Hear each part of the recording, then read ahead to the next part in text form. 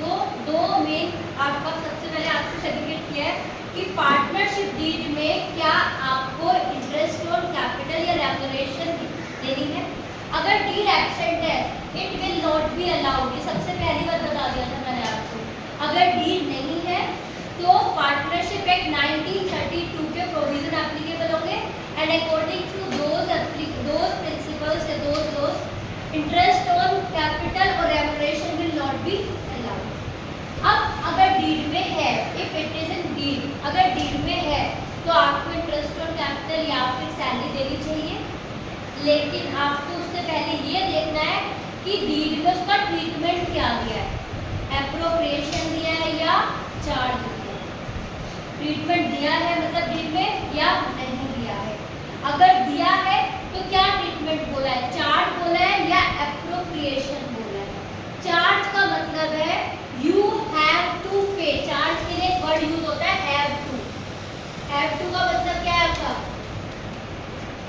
Have to का मतलब देनी ही देनी है, चाहे आपके पास प्रॉफिट है या नहीं है। प्रॉफिट सफिशिएंट है तब भी आईओसी पूरी, सैलरी पूरी। प्रॉफिट इनसफिशिएंट है तब भी, लॉस है तब भी। चार्ज का मतलब है you have to pay, I mean firm has to pay, ठीक है। और अगर एप्रोप्रिएशन है, appropriation is a conditional. If you have profit then you will pay, otherwise you will not pay. You will means firm will pay, otherwise firm will not pay. अब appropriation अगर आपका है मतलब आपके पास प्रॉफिट है तो आप आईओसी या रेमुनरेशन, इंटरेस्ट ऑन कैपिटल या रेमुनरेशन जो भी चीज पार्टनर की है वो आप दे सकते हैं, नहीं है तो आप नहीं देंगे, ठीक है। मैं यहाँ पर थी कि अगर ट्रीटमेंट गिवन है और अगर कुछ भी नहीं बोला तो ट्रीटमेंट के बारे में आज बस डीड में लिखा है कि salary should be provided, salary देनी है या salary is to be given. ना चार्ज बोला ना एप्रोप्रिएशन बोला, ऑलवेज अज्यूम एप्रोप्रिएशन। हमेशा क्या मानेंगे कि एप्रोप्रिएशन है, that means if you have profit then you will pay and firm will pay, otherwise firm will not. तो ये मैंने आपको कुछ सिचुएशन ली थी कल, उसी को डिस्कस करते हैं। सिचुएशन क्या थी, आपका प्रॉफिट से दो पार्टनर है, A and B are partners and they are sharing profit and losses in the ratio 1:1, equal ratio है। 1:1 मैंने assume किया, प्रॉफिट में भी 2:1, प्रॉफिट में भी 3:2 और so on. There are two partners. Interest on capital will be provided 20,000 to A and 10,000 to B. यहाँ पर मैंने सिचुएशन ली थी, A को आपका आईओसी मिल रही है 20 और B को मिल रही है 10। ये कैलकुलेट करनी होती है और कैलकुलेशन मैंने आपको सिखाई थी, फिलहाल मैंने यहाँ कैलकुलेटेड ले ली। प्रॉफिट के लिए मैंने तीन सिचुएशन ली है। फर्स्ट सिचुएशन में नेट प्रॉफिट लिया मैंने 50,000। सेकेंड सिचुएशन में मैंने नेट प्रॉफिट लिया है 10,000। थर्ड सिचुएशन में नेट प्रॉफिट लिया है 15,000। इसको एक बार एक्सप्लेन कर देते हैं। चार्ज का मतलब आपको आईओसी या सैलरी या जो भी पार्टनर बात कर रहे हैं वो देनी ही देनी है, और एप्रोप्रिएशन का मतलब अगर प्रॉफिट होगा तो देंगे। तो पहले मैं चार्ज वाले तीनों केस समझाऊंगी। चार्ज वाले में केस 1 प्रॉफिट कितना है आपका 50,000। अगर आप केस 1 का P&L एप्रोप्रिएशन बनाएंगे, आपको शॉर्ट फॉर्म अलाउड नहीं है, मुझे सिर्फ यहाँ पर आया by net profit how much in first situation I have taken 50,000। यहाँ पर आया 50,000 और यहाँ पर टू इंटरेस्ट ऑन कैपिटल। क्योंकि चार्ज बोला है तो इंटरेस्ट ऑन कैपिटल के लिए आप बन करके, ऐसे आप नहीं बन करके, आप बन करके आपको पूरी आईओसी देनी है, प्रॉफिट तो देखना ही नहीं है। आईओसी 20 ए की और 10 बी की। यहाँ आ गया 30,000। टोटल देखिए इधर आ रहा है 50 और इधर आ रहा है 30, यानी कि प्रॉफिट बच गया। ये आ गया to profit transfer to partners capital account, कितना 20,000, और ये डिस्ट्रीब्यूट हो जाएगा ए और बी पे किस रेशियो में, जो उनका प्रॉफिट शेयरिंग रेशियो होगा। इस क्वेश्चन में मैंने 1:1 लिया था तो 1:1 में ही होगा, ठीक। सिचुएशन सेकेंड, आपका नेट लॉस दे रखा है 10,000, अब लॉस किस साइड आता है?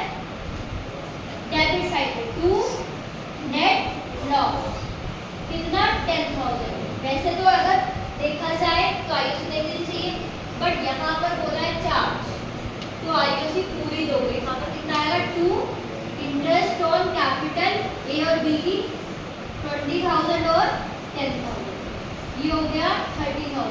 पहले फर्म का लॉस था 10, 30 दे दी आईओसी। अब जो प्रॉफिट में जो पार्टनर में लॉस डिस्ट्रीब्यूट होगा वो कितना होगा?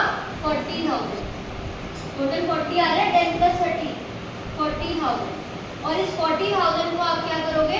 डिवाइड करोगे ए और बी में in their profit sharing ratio, and the ratio is 1:1। 20,000 A में और 20,000 बी में। Third situation, there is a profit of 50,000। इस केस को मैं यहाँ नहीं समझा रही हूँ, फिर से वही होगा। आईओसी पूरी की पूरी डेबिट साइड में आ जाएगी, नेट प्रॉफिट इधर होगा, जो डिफरेंस होगा वो प्रॉफिट शेयरिंग रेशियो में डिस्ट्रीब्यूट होगा। अब आइए मेन एप्रोप्रिएशन में, कि अगर एप्रोप्रिएशन वर्ड बोला है तो क्या आंसर होने चाहिए। एप्रोप्रिएशन का मतलब क्या था? इफ यू हैव, इसको एक कीवर्ड से याद रखना है, if you have profit then you will provide for remuneration और इंटरेस्ट ऑन कैपिटल। चार्ज के लिए मैंने क्या कीवर्ड बोला था? हैव टू, देना ही देना। ये रेम्यूनरेशन या आईओसी के लिए तो हमें देखना होता है कि चार्ज है या एप्रोप्रिएशन है, लेकिन अगर मैं रेंट की बात करूँगी, इंटरेस्ट और लोन की बात करूँगी, बेटा वो तो चार्ज ही होगा, और वो P&L एप्रोप्रिएशन का पार्ट ही नहीं है, वो P&L अकाउंट का पार्ट, वो आउटसाइडेड करती है। अब एप्रोप्रिएशन अगर मानना है तो फर्स्ट सिचुएशन में P&L एप्रोप्रिएशन अकाउंट, यहाँ पर नेट प्रॉफिट कितना है आपका? 50,000। क्या सफिशिएंट प्रॉफिट है हमारे पास? आईओसी थी हमारी 20 और 10, इंटरेस्ट ऑन कैपिटल है 20,000 और 10 30, प्रॉफिट है 50। क्या हमारे पास प्रॉफिट सफिशिएंट है? Yes we have. तो हम आईओसी दे देंगे 2 इंटरेस्ट ऑन कैपिटल ए की 20,000 एंड बी की 10,000, ये आ गया 30,000। 50 का नेट प्रॉफिट था, 30 we have given as IOC, 20 बचा, इस साइड का balance 2 profit transfer to partners capital account.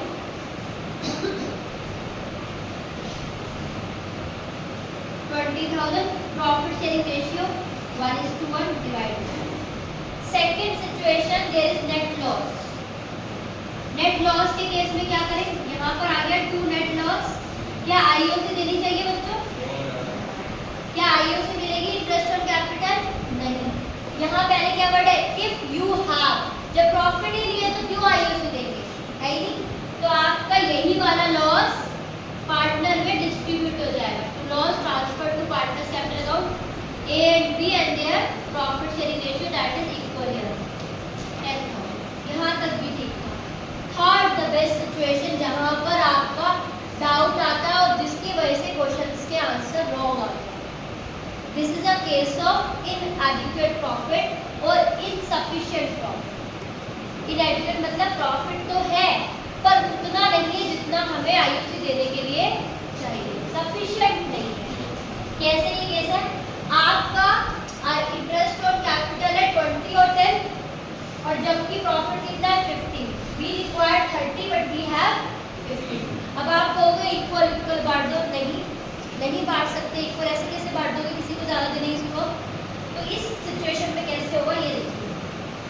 P&L appropriation by net profit कितना? 15, यानी कि मेरे पास टोटल अमाउंट देने के लिए 15 से ज़्यादा नहीं है, मैं फर्म को लॉस में तो नहीं ले जाऊंगी। और यहाँ पर 2 इंटरेस्ट ऑन कैपिटल 20 और 10 लीजिए तो फर्म लॉस में चले जाएगी, वो मैं कर नहीं सकती। तो ये इनसफिशिएंट केस में जो आपका टोटल ए और बी का बैठा होगा उसके रेशियो में डिवाइड हो जाएगा। ए को कितना देना है? 20, बी को कितना देना है? 10, यानी कि रेशियो आ गया 2:1। इंटरेस्ट ऑन कैपिटल के रेशियो में इस नेट प्रॉफिट को डिवाइड कर दोगे ए एंड बी। को आप डिवाइड करोगे 2:1 के रेशियो में तो आएगा 10,000 एंड ये किसमें बांटा है मैंने 2:1 में। ये क्या है मेरा आईओसी रेशियो है। सबसे इंपॉर्टेंट केस ये जहाँ पर गलती है। इंपॉर्टेंट समझ में आया। इंटरेस्ट प्रॉफिट है तो आपको कोई भी रेमुनरेशन इंटरेस्ट और कैपिटल प्रोवाइड करनी है, अगर नहीं है तो नहीं करनी। यहाँ पर पूरा प्रॉफिट था, पूरा दे दिया। आई मीन पूरा मतलब ऐसे मत करना 50 को आईओसी में बांट दो, 50 में से आईओसी देने का जो प्रॉफिट बचा वो वो डिस्ट्रीब्यूट कर दिया। सेकंड केस में था ही नहीं, चलो सबसे अच्छा केस था, आईओसी दी ही नहीं। थर्ड केस था क्रूशियल केस, जहाँ पर प्रॉफिट था बट सफिशिएंट नहीं था, तो उस प्रॉफिट को हमने क्या किया रेमुनरेशन के या आईओसी के रेशियो में डिवाइड कर दिया। क्लियर है? ये था पूरा टॉपिक।